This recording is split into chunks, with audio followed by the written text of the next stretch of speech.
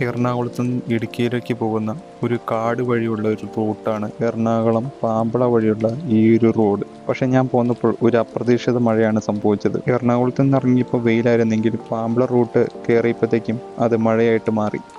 മഴ അതിശക്തമായപ്പോഴത്തേക്കും ഒരു പള്ളിയുടെ അടുത്തുള്ള ഒരു കടയുടെ മുന്നിലാണ് ഞാൻ നിർത്തിയത്. പള്ളിയുടെ മുറ്റത്തു നിന്നും ദൂരേക്ക് നോക്കിക്കഴിഞ്ഞാൽ ഒരു വെള്ളച്ചാട്ടം രൂപപ്പെട്ടതായിട്ട് കാണാം. മഴ സമയത്ത് ഇങ്ങനെയുള്ള വെള്ളച്ചാട്ടങ്ങൾ ഇടുക്കിയിൽ രൂപപ്പെടുന്നത് സ്വാഭാവികമാണ്.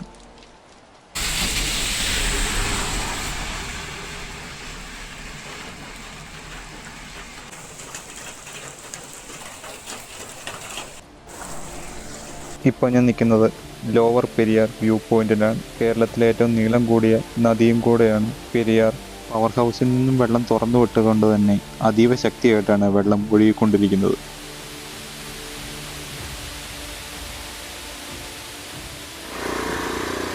കുറച്ചുകൂടെ നല്ല വിഷ്വൽ കിട്ടണമെങ്കിൽ ഈ പനംകുട്ടി ബ്രിഡ്ജിൽ നിൽക്കണം. ഈ പ്രോപ്പർ സ്ഥലത്തിന്റെ പേര് പനംകുട്ടി എന്നാണ്. ഒഴുകുന്ന പുഴയുടെ പേര് പെരിയാർ എന്നായതുകൊണ്ടാണ് ആ ഒരു വ്യൂ പോയിന്റിന് മാത്രം പെരിയാർ വ്യൂ പോയിന്റ് എന്ന് പേര് വന്നത്. പനംകുട്ടിക്ക് ശേഷവും കല്ലാറുകുട്ടിക്ക് മുമ്പായി ഇങ്ങനെ ഒരു വ്യൂ പോയിന്റ് കാണാൻ സാധിക്കും. ഡാം തുറക്കുന്ന സമയത്ത് വെള്ളം വന്നു കഴിയുമ്പോൾ നല്ല രീതിക്ക് ഇതിന്റെ ഒരു വിഷ്വൽ നമുക്ക് ആസ്വദിക്കാൻ സാധിക്കും. പക്ഷേ ഇവിടെ ഇറങ്ങുന്നതും കുളിക്കുന്നതും ഒക്കെ വളരെ ഡേഞ്ചറസ് ആയ കാര്യങ്ങളാണ്. കാരണം ഇവിടെ വലിയ വലിയ കുഴികളും പാറക്കെട്ടുകളുമാണ് ഉള്ളത്.